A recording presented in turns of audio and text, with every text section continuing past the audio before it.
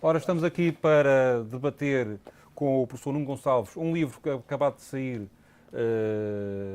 publicado pela Fundação Francisco Manuel dos Santos, que se dedica a um tema que está mesmo na ordem do dia, a economia paralela. A economia paralela ocupa, segundo os números aqui divulgados por este livro, mais de 23% do PIB português, portanto tem esse valor, advém de fuga ao fisco, de criminalidade organizada, de toda uma sociedade que se organiza de uma forma a obter rendimentos fora de um contexto de controle fiscal. E é sobre isto que vamos debater com estudantes universitários, que não estão cá hoje para debater praxes, mas sim este assunto, para vermos com o autor deste livro os prós e os contras, se quisermos aproveitar esta deixa que eu dei, sobre esta questão. Eu queria primeiro apresentar o professor Nuno Miguel Vilarinho Gonçalves, que é licenciado em Gestão de Empresas, é mestre em Economia pela Faculdade de Economia da Universidade do Porto e é autor, aliás, conseguiu o mestrado nesta universidade com uma dissertação Economia não registada em Portugal. Portanto, estuda já há bastante tempo esta matéria, é membro do Observatório de Economia e Gestão de Fraude. Professor, a economia paralela, vou fazer aqui um bocadinho de advogado do diabo como a minha primeira pergunta, também não é um bocado necessária, ou seja, Portugal tem um nível salarial, um nível de rendimentos que é relativamente baixo. E costuma-se dizer que as pessoas até vivem acima das suas possibilidades e que isso justifica, de certa maneira, a situação de crise financeira que atualmente vivemos. Não é, no fundo, este equilíbrio, este ecossistema entre a economia paralela e a economia real que faz com que este equilíbrio seja possível? Ou seja, se formos destruir um dia completamente a economia paralela, não estamos a criar um problema? Boa tarde. Ora, de facto, este fenómeno é tão complexo que consegue abarcar realidades tão distintas como é a criminalidade, o crime organizado, se quisermos, a grande fuga ao fisco, evasões fiscais e também aquela informalidade, economia subterrânea. Sim, não passar uma fatura por um serviço pequeno. Que muitas vezes serve, de facto, para a subsistência de determinadas famílias e serve, assim, de almofada social, principalmente em tempos de crise como os que vivemos hoje em dia. Uhum. Mas então vamos passar à apresentação das pessoas que realmente vão animar este debate. Começava por ti. Como é que te chamas e de onde é que vens? Ari Ferreira da Cunha, sou estudante de doutoramento em Direito na Faculdade de Direito da Universidade do Porto.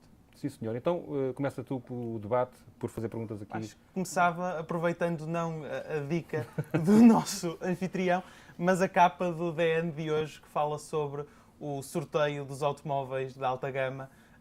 Será que este tipo de iniciativas pode ser ou não bem sucedida no combate à economia paralela? Como é que a experiência internacional de outros sorteios do género tem ocorrido? Quais são os prognósticos para esta aposta do Governo? Ora bem, antes de mais, e como há pouco estava a referir, uma vez que a economia paralela abarca tantas atividades, com certeza que os sorteios não vão conseguir chegar a todas. Muito menos à criminalidade internacional ou mesmo às grandes evasões fiscais. Chega sim, o consumidor normal pede a maior parte das suas faturas em pequenos serviços, em compra de pequenos bens. Logo poderá combater, admite alguma evasão fiscal de menor escala e a maior parte da economia informal. Mas a verdadeira economia paralela não vai ser combatida desta forma. A grande evasão fiscal, quem tem meios para se munir de conhecimento e para esconder, digamos, a evasão fiscal e mesmo enviando capitais para offshore, etc. Nem sempre é a economia paralela, Sim. antes de mais. Esses, de facto, não são abarcados por medidas deste tipo. O que é que distingue a economia paralela da mera questão criminal? Ou seja, é uma economia que movimenta todo um circuito de procura e oferta e não meramente uma evasão fiscal, não é? Ou seja, tudo é economia paralela. Agora, dentro da economia paralela, podemos distinguir entre a economia subterrânea, e aí estamos a falar das grandes fraudes, grande evasão fiscal. O motivo é mesmo evadir-se ao fisco, digamos. Depois, a economia ilegal, essa sim tem o intuito de venda ou prestação de serviços que são meramente ilegais. Eu sei que para muitos juristas, e mesmo à luz da lei, o conceito de legal ou ilegal não coincide com este conceito, que é puxado da denominação feita pelas Nações Unidas, os sistemas de contabilidade nacional. E depois sim a economia informal, que é feita por pequenas unidades, sem No organização. fundo é o menor dos problemas. O menor dos problemas, que é constantemente atacado por estas medidas. Não quer dizer que não deva ser, de facto, digamos, atacado ou combatido, mas não é o maior dos problemas. Queres continuar? Podia continuar, se calhar, falando do problema de confiança social que existe em Portugal e que no livro relacionas com o facto de existir também elevado nível de economia paralela em Portugal.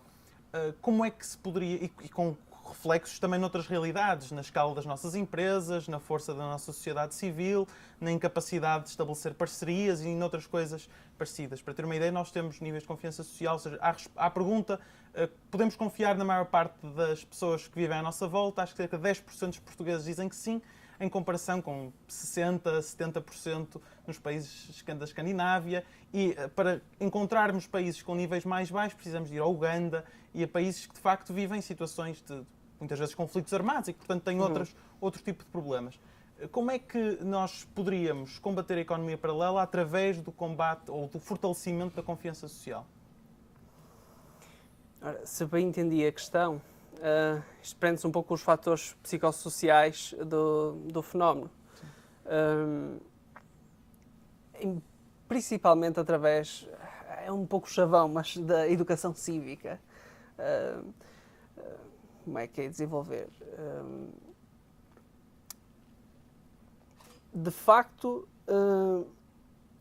existe alguma confiança no meio da sociedade ou para com o nosso vizinho, digamos. Daí que Mas é também... confiança ou inocência?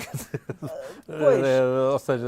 e em termos de economia paralela, depois nos estudos identifica-se um determinado grau de aceitação social deste tipo de fenómeno. Portanto, não é mal visto Muitas uma vezes parte... não é mal visto, outras vezes é motivo de regozijo e, dependendo das sociedades, não é alvo de denúncia. Não é?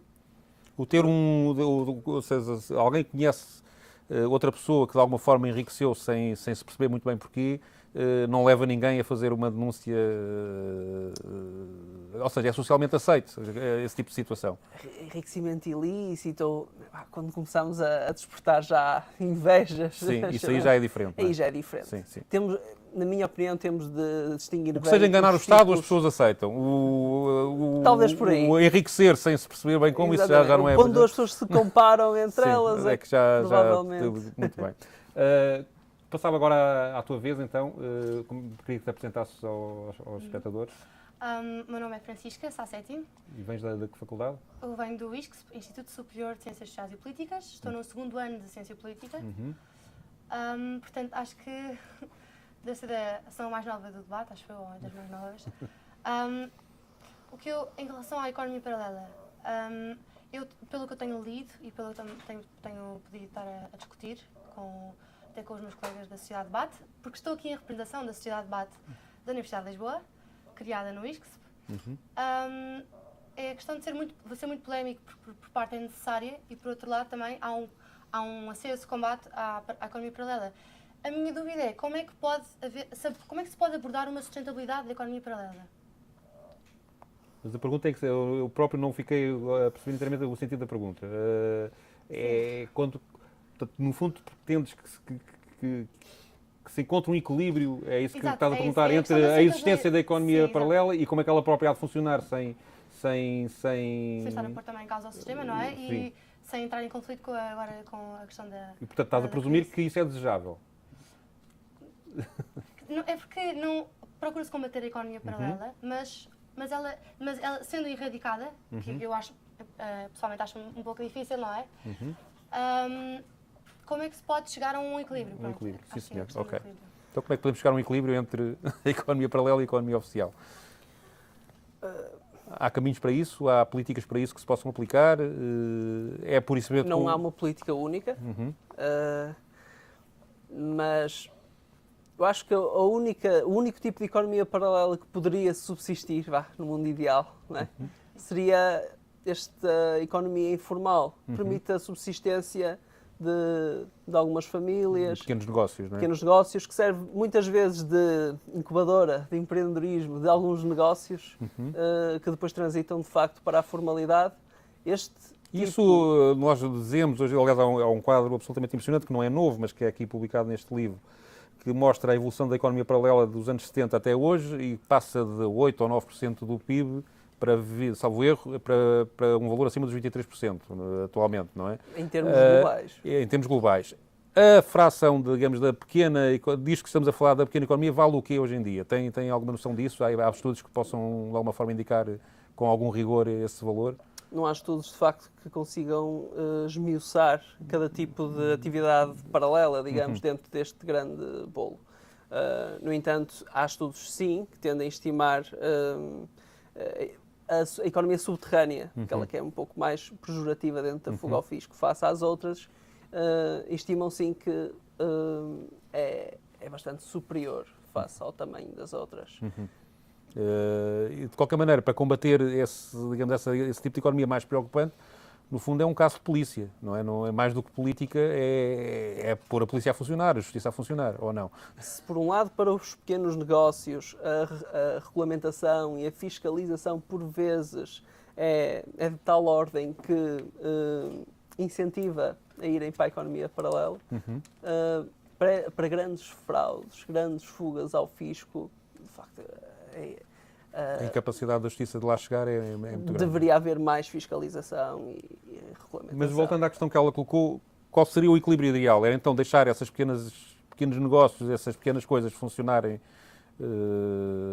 à vista, digamos assim? Na minha opinião, essas atividades deviam estar todas formalizadas e as pessoas não deveriam ter sequer de recorrer a atividades informais para poderem subsistir. Em caso de alguma exclusão social, devia haver os apoios devidos pelo Estado.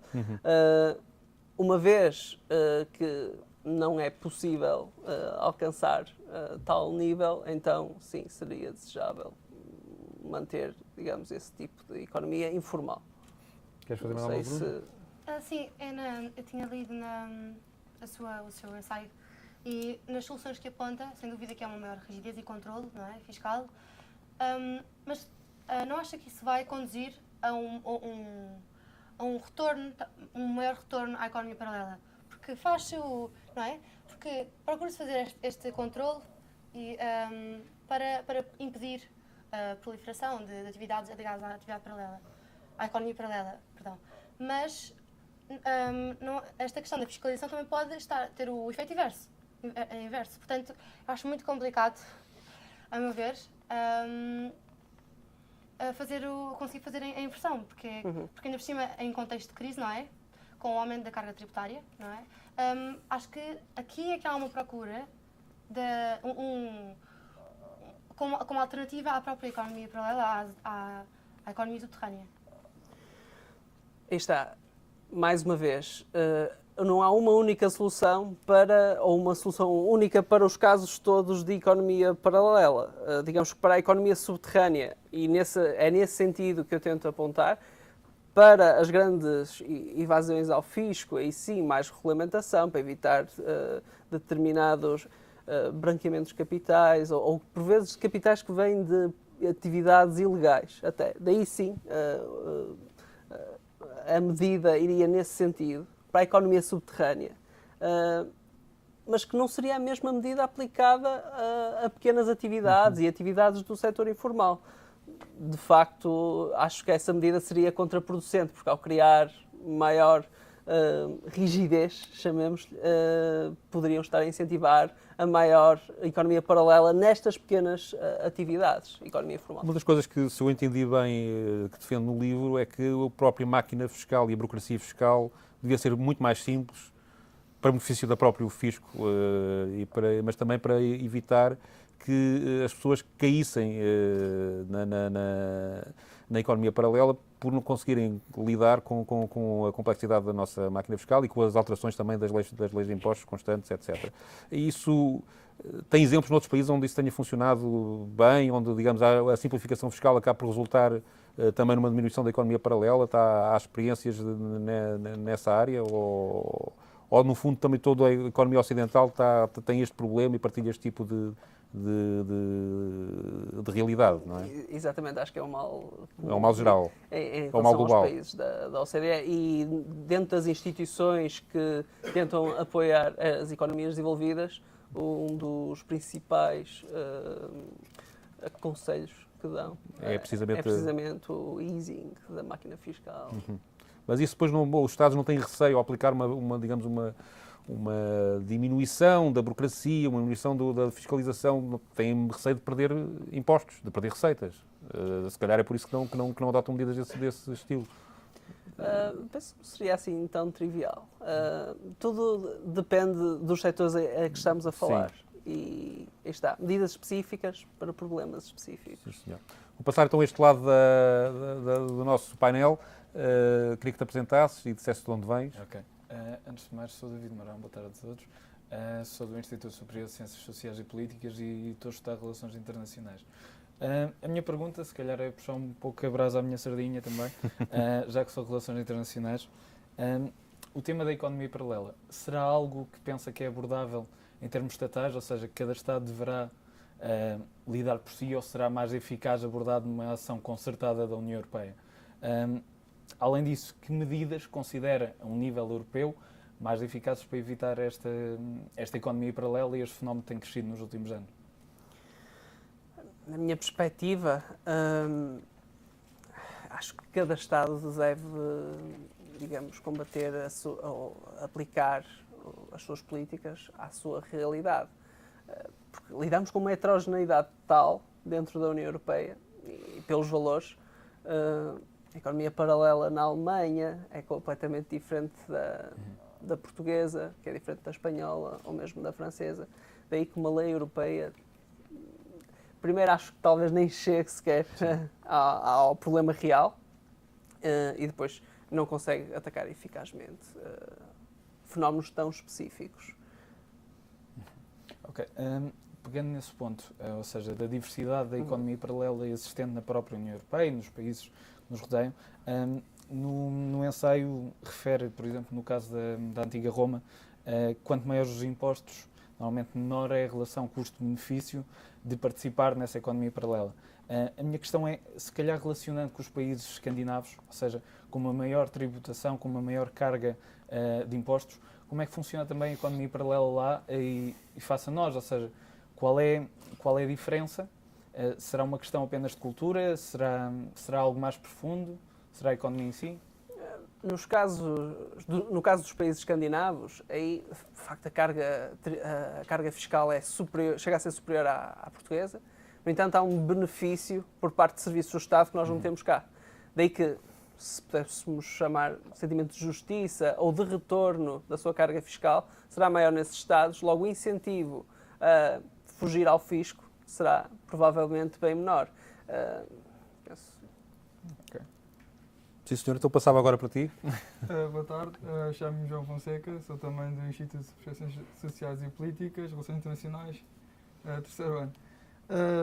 A minha pergunta aqui vem muito perto aqui do meu colega David, por causa da União Europeia, mas centra-se mais na economia subterrânea, por causa do espaço Schengen. Não, de certa maneira, não, digamos que facilita a movimentação deste tipo de economia subterrânea de Estado-membro para Estado-membro e sendo esta, eu acho que facilita e isso não torna a ideia, como o colega disse, sobre uma política europeia sobre isto viável.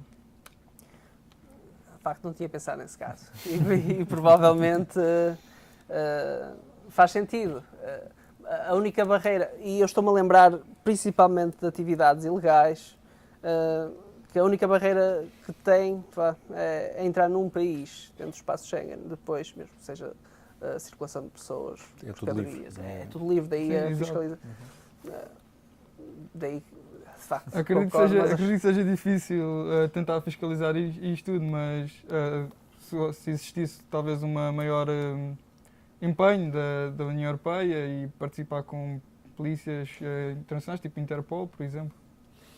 Eu penso que nesse aspecto já há algo Sim, feito, mas não será mais em termos, por exemplo, de máfias, por exemplo, crime organizado? nossa, eu acho que tem em mente o caso das obras de arte, roubo de obras Sim, de arte, sim. por exemplo, que a Interpol tem um departamento Exato. e que liga às polícias a nível europeu, a PJ faz parte desses projetos e tudo mais. Mas que basicamente troca informações, porque eles não podem depois atuar de país a país. Exato. Ou seja, não pode um será polícia francês entrar em Espanha a perseguir alguém, não é? Portanto, Aí já entra também outras eh, políticas não- que supostamente já deviam funcionar. Depois, talvez para fiscalizar, seria necessário uma maior burocracia ou carga burocrática que não seria benéfico para determinado tipo de atividades mais pequenas. O que poderia, mais uma vez, incentivar. Isto tudo eu acho que temos de ver em dimensões separadas, o que é grande. Portanto, há aqui nesta primeira parte da conversa uma conclusão que nós podemos tirar. O problema principal é aquele que os Estados não conseguem de facto atacar, que é o crime organizado e que cria sistemas económicos paralelos através de uma negociação de bens que são crime, não é? E há a necessidade de manter um certo nível de economia paralela para pequenos negócios, de incubadoras até de possíveis iniciativas que venham a constituir depois negócios de maior dimensão e que depois então serão, digamos, legalizados e tributados. Portanto, há aqui dois níveis pelo menos dois níveis de abordagem e os Estados atuais têm tido uma enorme dificuldade em conseguir ultrapassar e fiscalizar este problema na parte do crime organizado, onde são aparentemente inoperacionais, ou seja, o crime organizado é mais forte que os Estados e tem conseguido levar a sua avante. Vamos então voltar a ti, voltar mais uma ronda de perguntas. Sim. Eu li aqui há uns tempos o facto da Coreia do Sul ter introduzido, já há uns anos atrás, medidas para incentivar a utilização de cartões de débito e de crédito de forma a aumentar o número de transações feitas por essas vias e facilitar os mecanismos de fiscalização, combatendo assim a economia paralela. Há outro conjunto de exemplos de ideias mais ou menos fora da caixa que tenham sido utilizadas por outros países para combater a economia paralela, ou estamos a falar de um conjunto relativamente limitado e temos escassez de ideias para combater a economia paralela desta forma? De facto, os recursos estão algo limitados. Nem tudo pode ser feito para chegarmos a atividades que muitas vezes não são observáveis ou simplesmente não são mensuráveis. Uma das mais comuns e que está a ser implementada é, de facto, os sorteios e o incentivo para registro de faturas. Mas que vai atacar o problema da pequena economia, não é? Talvez não chegue à grande fatia não é? Da economia paralela. E depois, há outro facto... Eu, por acaso, tenho dúvidas nesta questão não é bem o seu âmbito de estudo, mas já agora ponho a pergunta, pode ser que tenha uma opinião sobre o assunto. Não é um bocadinho violador da privacidade do indivíduo? Se é aceitável nós sabermos, e se calhar até recomendável, como é que cada um de nós cria riqueza, e portanto por isso pagamos IRS e fazemos as declarações, ou IRC no caso das empresas, e o Estado tem essa informação toda, já é um bocadinho mais discutível o Estado saber onde nós compramos a roupa, onde nós compramos, onde cada indivíduo atua na sociedade e onde gasta a riqueza que legitimamente terá obtido. Não é, ou seja, esta coisa, este estímulo deu o seu número de contribuinte e permitir que o Estado tenha uma centralização de informação desta maneira não é quase tão perigoso como a economia paralela pelo menos esta de dimensão pequena que se pretende combater. Nesse aspecto, aliás, se nós levarmos em conta que um dos problemas que nós temos atualmente é as escutas da NSA, que ouve os nossos telefonemas, não tem receio que... Problemas de dimensão, acho que diferente, sim, não é? Claro. Costuma-se dizer que quem não deve, não teme. Mas, portanto, não lhe parece que há aqui uma violação da privacidade dos cidadãos, os Estados estarem de posse desta informação e poderem cruzá-la com outros elementos? Não tem receios em relação a isso? Não, de facto não é a minha área de estudos, mas penso que pode beneficiar o registro, dependendo para que é usada a informação. Aí está. E o uso dessa informação pressupõe que seja controlado e que seja só para um determinado fim. e o fim que dizem é benéfico em termos de sociedade, Portanto, confia que as coisas vão correr bem. confio que as coisas vão correr bem. Agora, Exato, a pergunta que o senhor fez tem mais a ver com, eu acho, com a confiança que uma pessoa tem No próprio Estado, sabe? Exatamente. Sim, sim. Tem a ver mais com. Mas é com engraçado, confiança. porque ainda há bocado abordámos a questão de que é precisamente a falta de confiança no Estado Exato. que faz com que, de certa maneira, a economia paralela floresça. Agora, o Estado pede às pessoas que confiem nele Confiem. na guarda desses dados. não é? confianças distintas, penso eu. São confianças distintas, sim, senhor. Ok, não queria interromper a linha de raciocínio que estavas a... Eu já tinha terminado a sim, pergunta, senhor. era para saber um pouco que experiências Mas, portanto, internacionais. a experiência internacional gostava- maior que tem é precisamente esta dos sorteios. Portanto, esta é, digamos, a última experiência que está a ser feita, Mesmo ou a mais recente, É entre... aplicada a alguns países europeus, é aplicada tanto na China, Uhum. por exemplo. E tem informações de que isso tem corrido bem, que de facto, ou que é facto, inócuo, Não tenho... não funciona. Não tenho consciência. Não tem consciência, não tem do- informação sobre isso. sim. Sobre, nem sei se há assim estudos, digamos, no terreno. Sobre... Faz parte de um organismo que eu não conhecia, o Observatório de Economia e Gestão de Fraude. A que é que se dedica este observatório? O que é que fazem lá? O observatório estuda vários tipos de fraude, digamos. Eu estou, digamos, na componente da economia paralela. Não é só, e tende a ser interdisciplinar, de forma a estudar melhor toda a componente que é a fraude. É um pouco chavão, fraude, que é fraude, mas... Mas, para além da economia paralela, o branqueamento de capitais, é esse Por tipo exemplo, de sim. Daí, Seguros, por exemplo, fraude sim. seguro, Fraudes e seguros, fraude sim. académica. ocupacional, sim. Sim, Exatamente, senhor. não lembro Fraude da Aurora. académica do objeto. Sim. Sim, senhor. Passa então para ti. Também puxando agora um bocadinho para o meu lado, não é? Da ciência política. Levantando algo que é muito polémico, é a questão do déficit, não é? Até que ponto é que o combate à economia paralela não pode ser uma solução para os déficits excessivos? A primeira problemática que me estou a lembrar é da quantificação. Ao Pois termos... sim, eu tenho noção da dificuldade que é contabilizar os fluxos de dinheiro dentro da própria economia paralela, mas temos noção que é um número, quer dizer, que são fluxos muito grandes de dinheiro, não é? Só o terrorismo é altamente lucrativo, não é? Portanto, sim, isso é muito polémico, não é? Se acabássemos com a economia paralela, era possível resolvermos o déficit? resolver o déficit, Ou, por exemplo, se esse dinheiro fosse, se Eu- essa economia fosse declarada, obviamente teríamos muito mais receita fiscal. Provavelmente isto é tudo no ceteris paribus e no pressuponhamos, mas muito provavelmente com maior receita fiscal teríamos menos recursos à dívida, logo não teríamos tanto esse problema. Por outro lado, Podia haver políticas contrárias que, havendo mais receitas, achassem que se podiam endividar ainda mais. endividar não é? mais. Mas ainda há um outro lado da moeda, que será o da inclusão destas atividades no produto interno bruto. Aumentar o PIB, o rácio da dívida sobre o PIB automaticamente Desce muito. desce. Sim. Logo, e para os mercados internacionais não teríamos tanto problema, de certeza absoluta. Queres fazer mais alguma pergunta? associado também a isto, não é? Não acha que. Agora, fala-se tanto da economia paralela porque há um bocadinho alguma retração nos Estados relativamente aos mercados, não é? Não acha que tem tudo um bocadinho só a ver com a crise? Está-se a falar agora. Pronto, eu sei que há a problemática com a abertura aos mercados e com a globalização em que nós vivemos, não é? Deste mundo tão unido, não é? Em constante circulação, tudo em constante circulação. Eu percebo que realmente esta problemática, por exemplo, do terrorismo e que exige medidas mais internacionais, não é? Mas não acha que também agora há tanta polémica à volta da economia paralela por causa da própria retração dos Estados, não é? Eu acho que é um bocadinho isto, porque há 50 anos atrás não se falava muito disto, não é? Era algo bom, não é?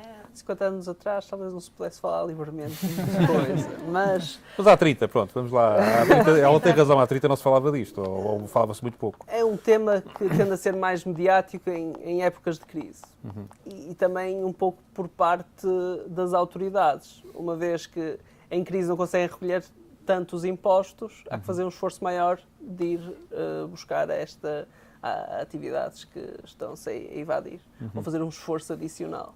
Mas ainda agarrando na componente política que ela está a tentar introduzir à discussão, de facto parece um bocadinho injusto o Estado hoje em dia estar a subcarregar pensionistas, a ir buscar impostos adicionais à classe trabalhadora que ganha pouco e parece que faz muito pouco para atacar a economia paralela que realmente conta, aquela que não vive apenas de declarar que comprou um café ou que está a pagar uma pequena compra numa papelaria. Não há também aqui uma necessidade dos próprios Estados darem um sinal que estão realmente a combater o branqueamento, ou seja, para a própria credibilidade do sistema, isso não era vital, estarmos a apostar seriamente nisso e darem os Estados sinais disso? Na minha perspectiva, sim. Sim, porque também ajuda as pessoas a ter um pouco mais noção de que há justiça, que não há impunidade face à fuga ao fisco. Do conjunto de conselhos que no final dá no seu livro, qual seria aqueles 2 ou 3 que acha que seriam fundamentais aplicar desde já? Transparência fiscal, justiça fiscal e potenciar a educação cívica que não o fazem através de sorteios. E como? Nas escolas, por exemplo? Também campanhas... Também através das escolas, mas mostrar onde é que são gastos os impostos, porque em última análise o poder está em nós e nós é que elegemos políticas. Logo, deveríamos eleger mais políticas para combate à grande evasão fiscal, por exemplo. E mais informação seria necessário para tomarmos o voto em consciência. Sim, senhor. Próxima pergunta? Desculpa, só fazer mais uma observação. Pronto, esta tentativa do Estado, não é, arranjar este inimigo comum, não é, para limpar a sua imagem e ganhar outra vez a credibilidade, não é, dos eleitores e dos próprios cidadãos. Não acho um pouco contraditório que muitas pessoas ligadas ao Estado, não é, ao Estado e dentro do próprio sistema sejam pessoas que estejam muito envolvidas em, por exemplo, em economia subterrânea, em atividades de economia subterrânea. É um pouco contraditório porque depois estes casos sabem-se, vêm em público e então é um bocado difícil porque há aqui uma grande contradição dentro do próprio sistema. Quer dizer, onde é que funciona a democracia? Onde é que funciona? Como é que as pessoas podem querer ir votar se sabem que... Pode potenciar a tal noção de impunidade. E então, face a esse sentimento de impunidade e de injustiça, eu aceito muito mais que o meu vizinho faça economia paralela. E isto é, digamos, um efeito cíclico. Até participar também. Como? Participar com o seu suposto por exemplo, exatamente, ou ter o seu próprio biscate, ou subfaturar. Portanto, há aqui um problema de moral política, no fundo. Então, confirma que a maior parte das pessoas, que muitas pessoas envolvidas em atividades de economia paralela são pessoas que pertencem, por exemplo, ao próprio Estado. Não tenho dados só para afirmar tal. Sim, senhor. Próxima pergunta. Relacionando com o que foi aqui falado e com o que a minha colega referiu, ou seja, a economia paralela existe desde que a sociedade existe, ou seja, já existia a economia paralela antes da própria sociedade existir. Ou seja, sendo uma coisa tão antiga, sendo uma coisa tão continuada, será mesmo a questão da maior fiscalização e de maior investimento no seu combate será algo aplicável? Ou seja, acho que está provado ao longo de milénios que a economia paralela irá sempre existir e sempre existiu, ou seja, se os esforços e os gastos que a fiscalização envolve, se não seriam talvez melhor aplicados noutras políticas mais gerais, não aplicadas só à economia paralela, mas mais gerais, como por exemplo menor carga tributária ou o que seja, que inadvertidamente acabariam por melhorar este problema, ou seja, não aplicar estes esforços e gastos diretamente à fiscalização da economia paralela, mas em políticas mais gerais, se não seria isso mais eficaz, uma vez que, tal como foi dito aqui, se calhar não os conseguimos vencer, digamos assim. Não conseguimos vencer, mas talvez conseguimos dobrar. Mais do que, como temos estado a discutir, mais do que a redução da carga fiscal é consciencialização, em termos gerais, do efeito cáustico na economia deste tipo de atividades e fazer com que, digamos, toda a sociedade caminhe no sentido de combate para este tipo de economia e exija políticas justas, mas a questão, penso eu, que não é só meramente fiscal. Ok. Relacionando com isso que disse, ou seja, da totalidade da sociedade estar envolvida nisto e num processo conjunto, será a economia paralela, isto realmente não sei, gostava de saber quais são as classes sociais realmente que mais utilizam a economia paralela, ou seja, tende a diversos níveis, ou seja, desde o crime ilegal organizado e a economia ilegal, desde os pequenos pescados, ou seja, qual é a classe social que mais sofre com isto e qual é a classe social que normalmente mais beneficia com isto? Ou seja, é o grande crime, é o pequeno pescado, qual é a solução disto e o resultado disto? Há estudos a nível internacional que apontam que são aqueles com mais conhecimento de causa, logo mais educados, com mais capital, com maior influência, se quisermos dizer, se quisermos ir por aí, que tendem a fazer a grande evasão fiscal, logo representam o maior bolo da economia subterrânea. Quem tende a pagar, normalmente é quem não tem hipótese de fugir ao fisco por qualquer das vias, como é o caso do trabalhador por conta de outrem, por exemplo. Esse é-lhe deduzido o imposto à cabeça e não tem grandes possibilidades de fugir ao fisco. Ou seja, aquela ideia pré-concebida de que realmente a economia paralela depende quase unicamente do pescado e do café, etc. Penso que está mais disseminada essa ideia, porque é o fenómeno com que nos deparamos diariamente. Exatamente.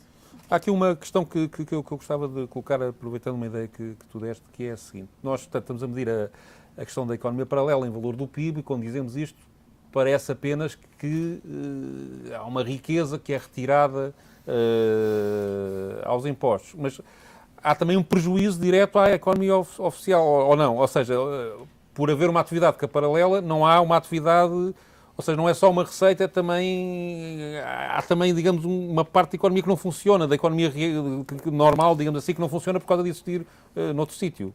Ela funciona, mas não conta para as estatísticas. Não conta para as estatísticas, não é? Portanto, não é só ela contar para o PIB, é também ela não contar para qualquer tipo de receita, para qualquer tipo de movimento, não é? Nem, por exemplo, para as estatísticas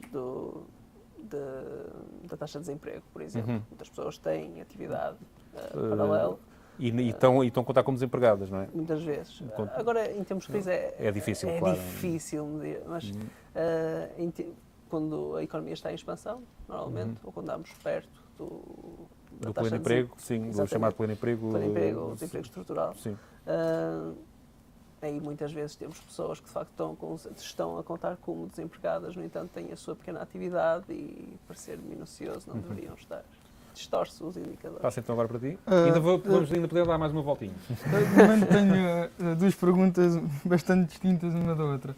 A primeira será sobre o exemplo da agricultura de subsistência. Peço desculpa.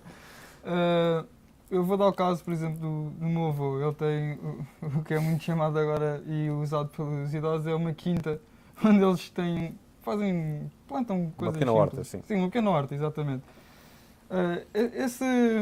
Este é o caso, por exemplo, não é só um que tem, são vários que têm. Estas hortas que eles têm teriam exatamente assim, um peso muito grande. Por exemplo, para o Natal, por exemplo, as couves quase todas que a minha família comeu foram as que o meu avô plantou. E deviam ser melhores do que se fossem compradas no supermercado.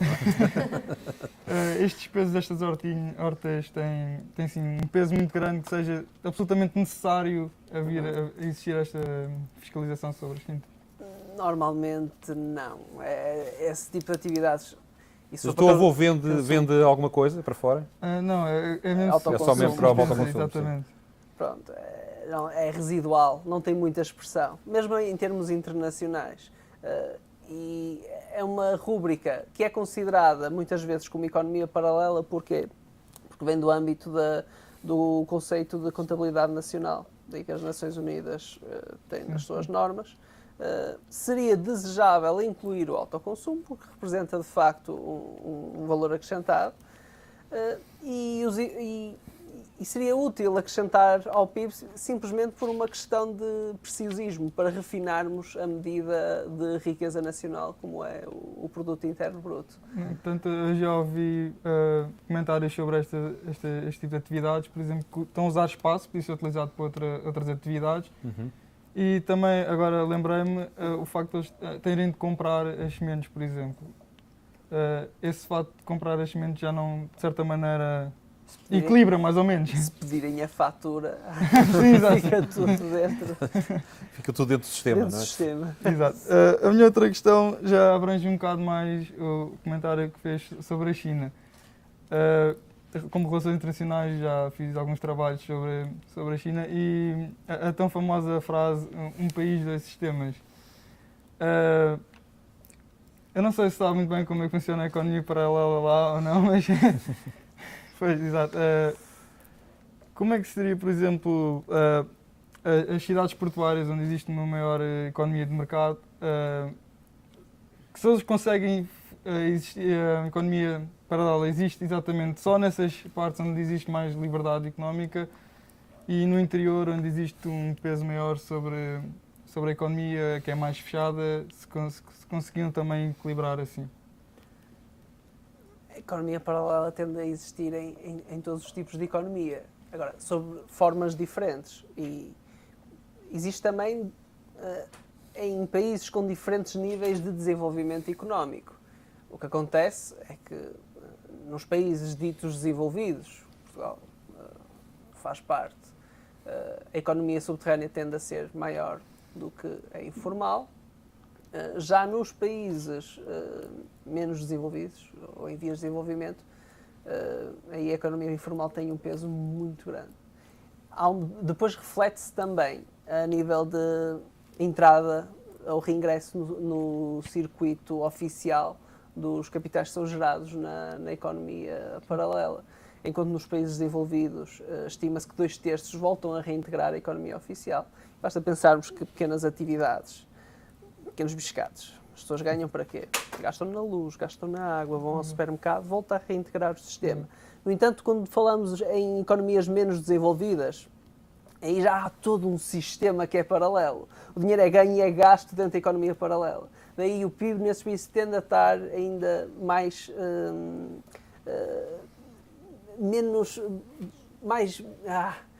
bem medido, se queremos chamar Menos assim. rigoroso. A sua medição é pouco rigorosa. Pouco precisa, pouco Sim. rigorosa.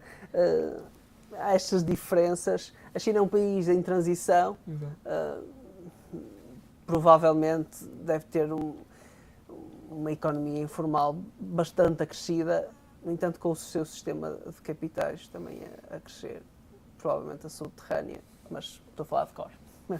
Sim, senhor. Exato. Então vamos à ronda final de perguntas, faz favor. Eu acho que desta discussão final que estivemos a ter sobre o PIB e sobre o que era incluído no PIB e não, isto levou a uma reflexão sobre, de facto, o valor do PIB, em que uma demolição conta como uma coisa que acrescenta ao PIB, quando, na verdade, está a diminuir a riqueza do país.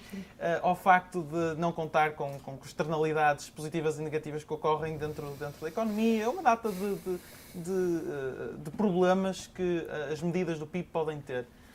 Que alternativas poderíamos ter a um indicador que mantivesse o seu cariz económico, mas que conseguisse capturar de uma forma talvez mais compreensiva aquilo que é a realidade económica do país? Há alguma espécie de propostas económicas para isso? Eu não conheço. Devo ressalvar que nas estimativas do PIB já são incluídas atividades não declaradas. Portugal também o faz. É norma, digamos, do Sistema Nacional de Contabilidade, vinda das diretivas das Nações Unidas e por encaminhamento do Sistema Europeu de Contabilidade Nacional. Existe sim, acho que o único país do mundo a usar esse sistema é o Butão, um sistema em que tentam medir não Felicidade Nacional Bruta. a felicidade é o que tentam contabilizar e não sim o produto, a produtividade. Acho bonito, mas como contabilizar ou como calcular a felicidade, acho que é tão abstrato como calcular uma utilidade. Portanto, os números do botão que eles apresentam depois não têm credibilidade. Apresentam o PIB também. Faz favor. Eu queria direcionar a pergunta agora para uma perspectiva mais social, que é até que ponto é que... Qual é o papel da economia paralela face às desigualdades sociais na distribuição dos rendimentos no país? dois efeitos, mais uma vez.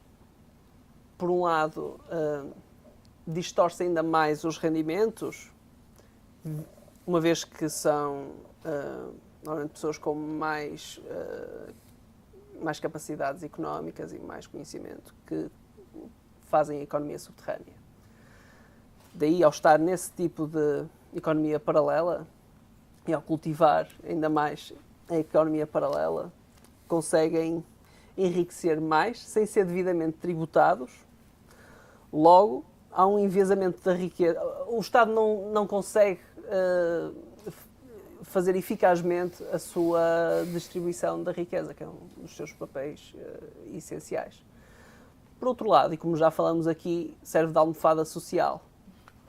Logo, para pessoas em certas circunstâncias de exclusão social, conseguem, por esta via,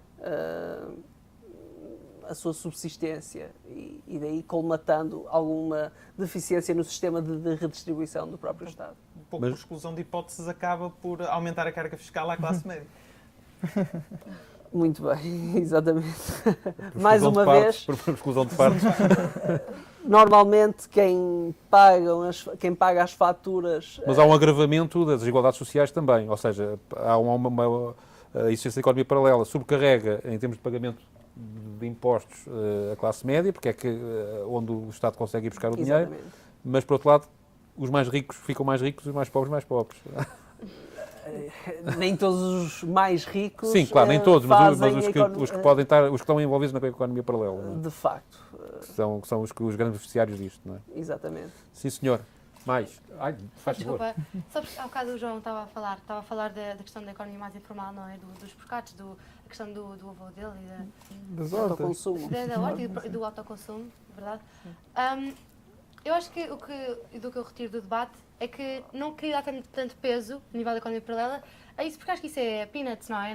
Não conta assim muito, acho que é mais a questão da economia subterrânea e ilegal, não é? O tráfico de armas, de droga, que são coisas que escapa à noção de uma pessoa comum.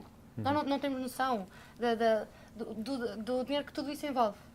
E acho que, não sei, não acho que isto é o mais significativo dentro do assunto.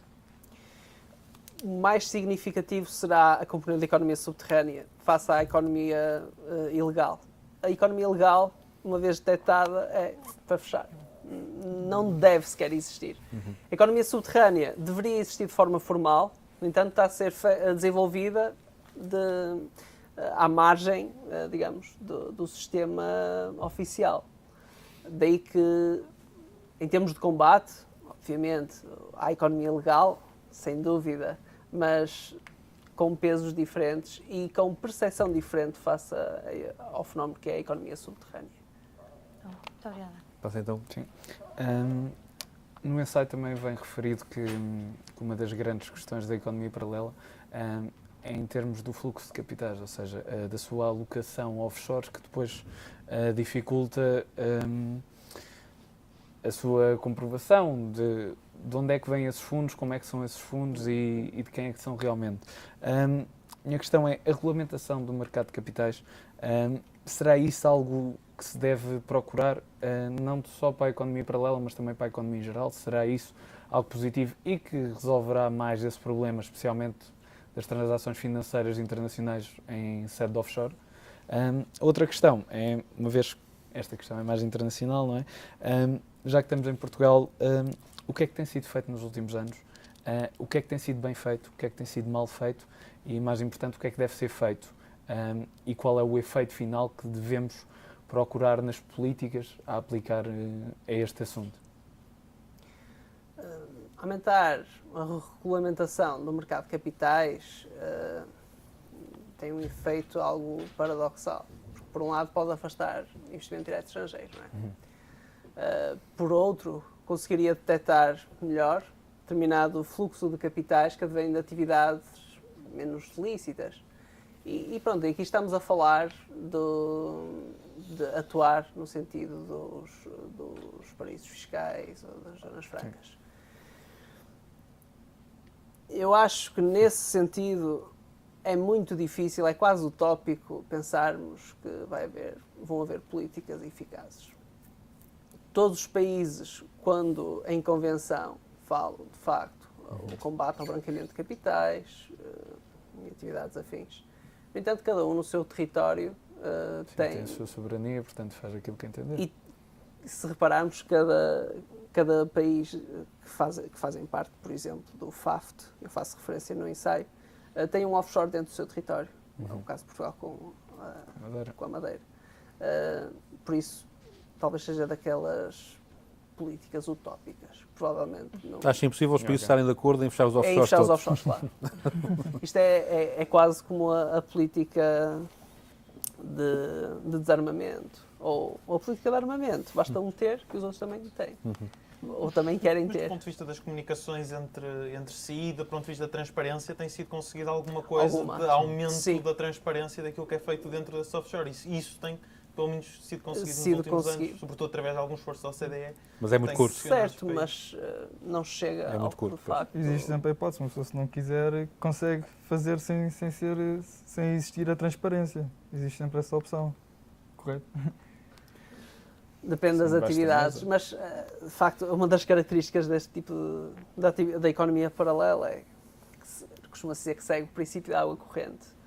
Como o curso de um rio, face a pedras ou árvores no seu caminho, se mais desvia fácil.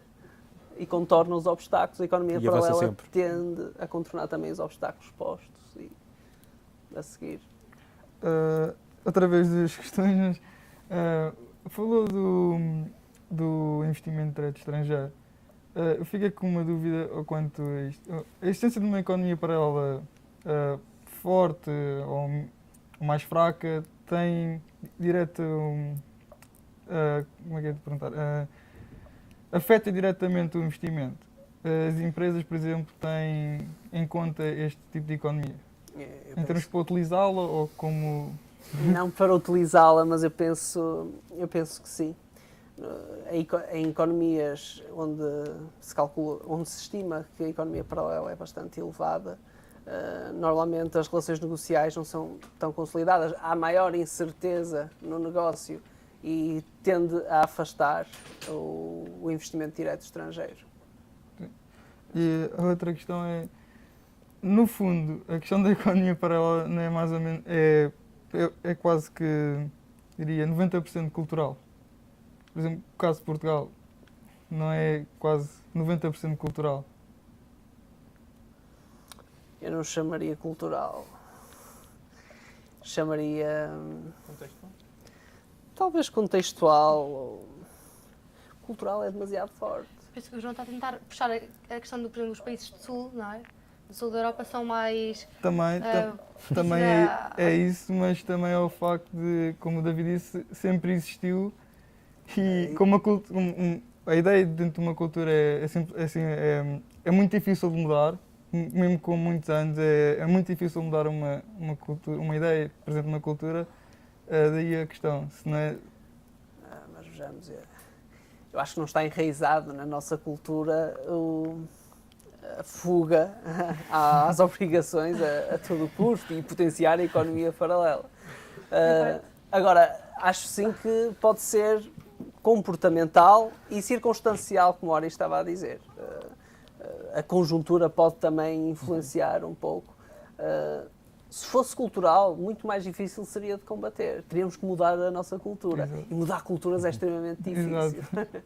Por exemplo, nesse ponto, eu acho que o João também está a tentar transmitir é que todos nós ouvimos repetidamente histórias do tempo do salazarismo, em que muita da economia funcionava e as pessoas tinham meios de subsistência devido à economia paralela que existia, quer seja desde o tráfico de batatas que traziam traz os montes, quer seja... Contrabando. Exatamente, muito do contrabando, ou seja, isso é algo que está presente, ou seja, passado 40 anos do 25 de Abril, ainda ouvimos esta história recorrentemente, ou seja, se calhar está um pouco enraizado, porque isto já vem desde as gerações dos nossos avós, passou para os nossos pais com os pescados, e se calhar agora passa para nós com outro tipo. Mais uma vez, eu acho que não será a cultura. No entanto, vemos sempre casos de informalidade, de economia informal, alguma autoconsumo para subsistência. E daí tiramos uma perspectiva de um fenómeno que é muito mais abrangente. E normalmente os 26, 22% estimados não representam simplesmente a economia informal, mas também Informal. uma dimensão mais vasta, incluindo a economia subterrânea, e que, de certa forma, os nossos pais, os nossos avós não tinham também consciência Sim, dessa é verdade. dimensão. Sim, senhor, tenho que terminar este debate. Queria recomendar então a leitura das cerca de 70 páginas deste livro, Economia Paralela, de Nuno Gonçalves, onde ficamos a saber que este problema é muito mais complexo do que aparenta e que não são certamente as faturas que agora vamos todos pedir para concorrer aos automóveis que o Estado quer dar, que irá resolver. Envolve quase 26% do valor do PIB português e tem componentes criminais complexas e componentes sociais também igualmente complexas, como vimos ao longo desta conversa. Mas para fazermos um juízo informado, convém lermos sobre o assunto e é por isso que nós também suscitámos este debate e que publicitamos este livro da Fundação Francisco Manuel dos Santos. Boa tarde e até à próxima.